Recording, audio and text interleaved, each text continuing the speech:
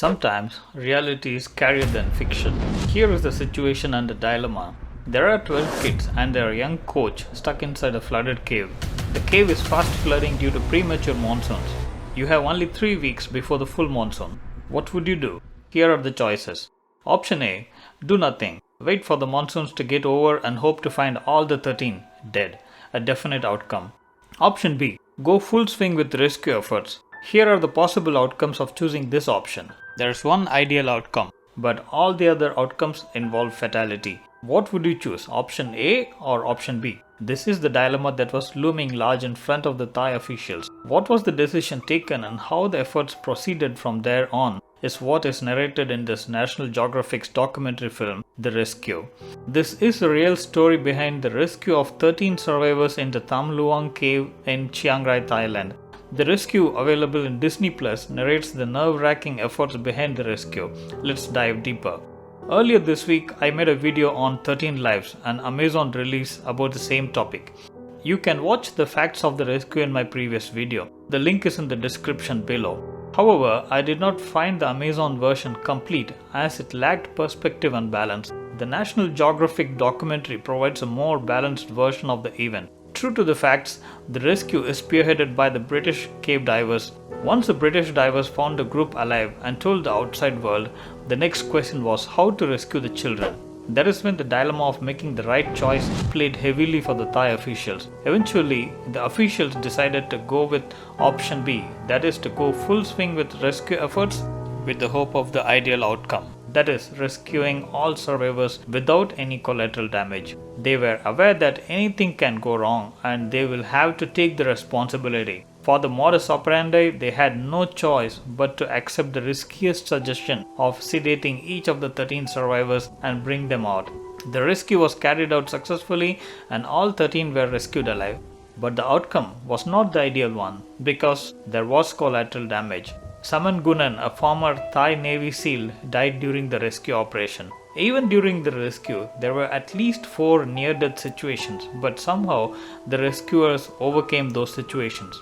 With a combination of actual footages from the rescue scene and reenactment of some of the scenes, this 1 hour 48 minutes film is a thriller far more engaging than an action movie. We get to see more than just the heroics of the frontline heroes.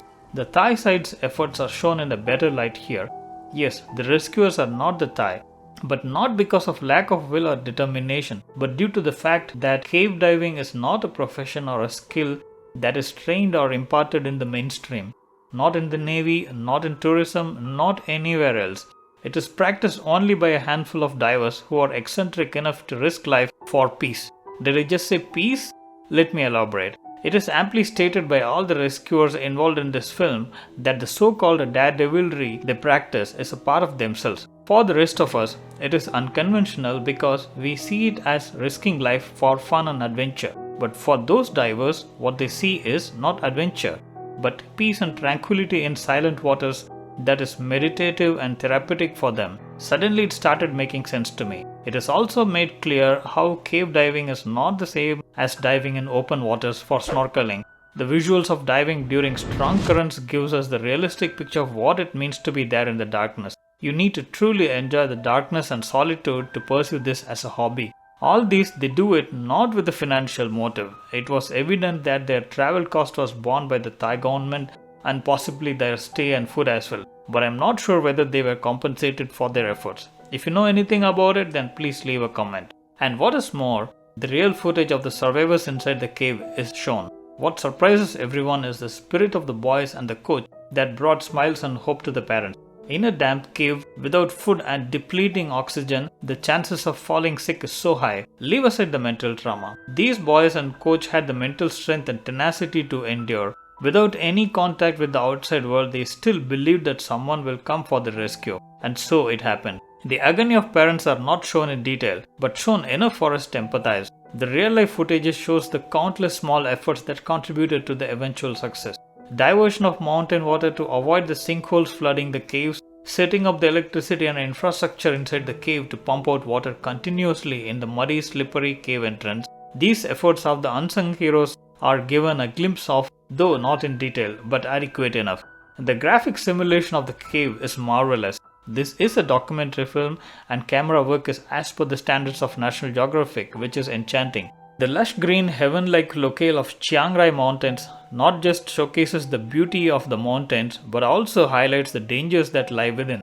The subtle irony to imagine the caves were the usual hangout place for the kids makes us jealous and also shiver with dread at the same time. There is this danger within and we want to know what lies within, knowing it could be fatal, and I guess that is a very human thing.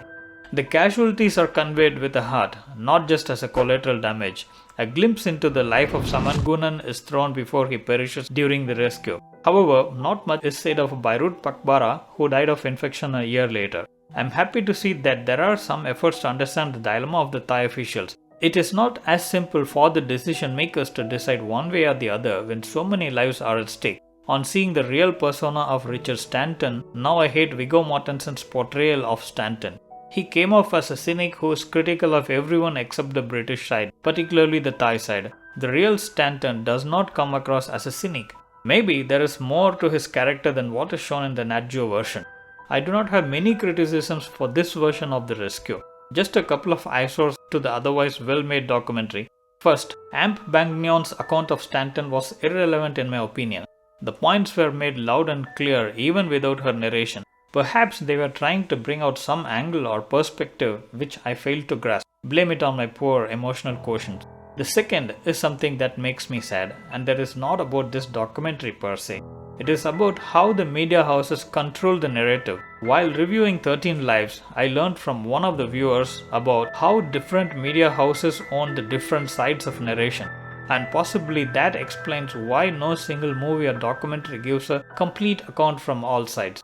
In my opinion, National Geographic's The Rescue is a must-watch. It is educative and engaging. I'll reserve further comments till I watch the Netflix version due to be released in September.